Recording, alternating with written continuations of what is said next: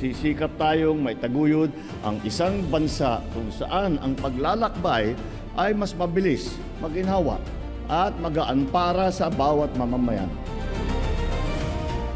Patitibayin natin ang ating agricultural sector para tayo ay nakakasiguro sa ating food supply. Kung ano man ang mangyari sa buong mundo, dapat lagi tayong merong sapat na bigas.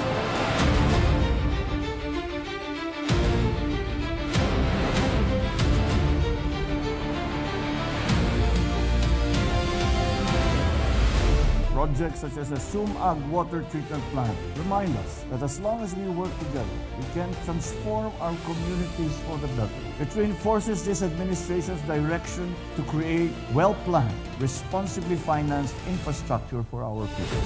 Ang disiplina ay hindi lamang susi sa panalo sa loob ng arena. Ito ay umuhubog sa ating pagkatao. Ang mamuhay ng may layunin, magsikap ng may kahulugan at mangarap ng mga malinaw na direksyon.